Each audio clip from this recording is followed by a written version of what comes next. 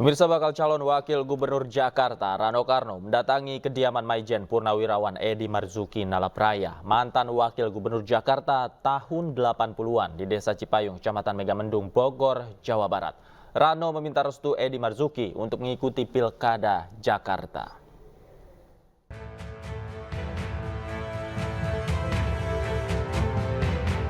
Bakal calon wakil gubernur Jakarta Rano Karno mendatangi kediaman Maijen Purnawirawan Edi Marzuki Nalapraya, mantan wakil gubernur Jakarta tahun 84 hingga 87 di Desa Cipayung, Kecamatan Megamendung, Bogor, Jawa Barat.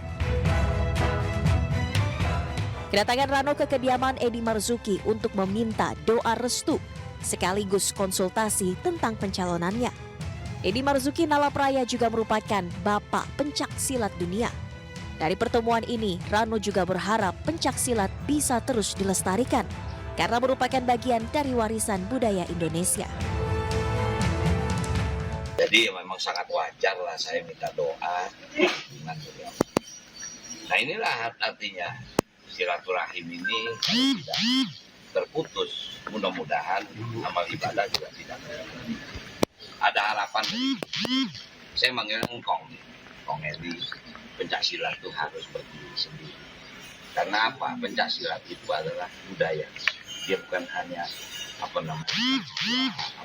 itu bela diri, tapi itu adalah kultur, dia budaya. Nah, itulah harapannya yang sangat wajar gitu, bagi seorang, apalagi beliau ini kan ini tokoh dunia bukan tokoh Indonesia gitu. Makanya mungkin ada rencana mungkin mau bikin museum pencak silat di sini. Karena ya inilah ruhnya kebudayaan itu.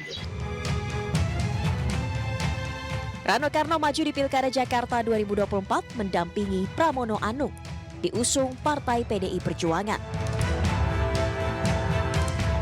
Dari Bogor, Jawa Barat, Wildan Hidayat, iNews melaporkan. Bakal calon wakil gubernur Jakarta Rano Karno menceritakan bagaimana ia bisa membawa oplet saat pendaftaran bacalon ke KPU beberapa hari yang lalu. Selain itu, Rano juga mengungkapkan akan dibawa kemana kota Jakarta yang kini sudah bukan lagi ibu kota jika Pramono dan dirinya menang nanti. Tanya pertama, siap nggak kamu dampingin saya? Saya bilang siap, Mas. Siap nggak kita isi pilkada ini dengan bahagia? Oh siap, memang ini pesta kita. Nah kalau pesta, besok kita daftar. Luar biasa sebetulnya, Mbak. Iya. Makanya maaf, kita nggak ada deklarasi, kita langsung.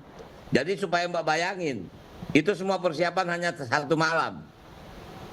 Nah saya bilang, apa nih kita mesti isi kan? Nah, karena ini kan ya istilahnya tentu dalam tanda kutip, tentu ini kan ada unsur berita, ada unsur news, ada unsur hiburan. Saya bilang, Mas, saya ada oplet, gimana boleh nggak saya bawa oplet? Oh, udah bawa. Nah kemudian telepon, ada ya maaf kebetulan kami ada marching band gitu, ada Black Bull marching band, udah kita panggil, kemudian Tanjidor, kemudian artinya kita mencoba membuat suasana pilkada di DKI itu bahagia. Udah selesailah kita untuk untuk berpikir bahwa ini perang atau ini lawan, udah selesai. Masyarakat Jakarta udah jenuh, udah capek, malah mau buru-buru udah segera pilkada supaya ketahuan siapa gubernurnya. Singkat kata kita mau happy. Iya. Karena itulah kita isi dengan kesenian, dengan kebudayaan. Jakarta bisa lebih berkembang kalau di manage dengan lebih baik dari apa yang sekarang. Manage ini bukan hanya ekonomi loh, Mbak. Jakarta ini populasinya sangat unik, Mbak.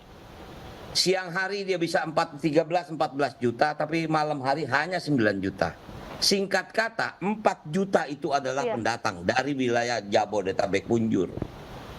Kalaupun kita lihat kemacetan terjadi pada jam-jam kerja. Nah ini harus dikelola. Nah dengan akan pindahnya ibu kota ke IKN, minimal 4% populasi masyarakat Jakarta akan berkurang. Hampir 800.000 ASN akan berpindah. Walaupun mungkin tidak semua menetap di IKN. Mungkin ada yang tinggal di sana kemudian tetap Sabtu Minggu pulang ke Jakarta atau pulang ke daerah masing-masing. Artinya setelah Jakarta tidak menjadi ibu kota, harus dimanage dengan baik. Mau kemana ini? Dia tidak ibu kota, apakah kita mau menyatakan Jakarta adalah kota global? apakah kota ekonomi, apakah kota jasa, kita harus firm menyatakan itu.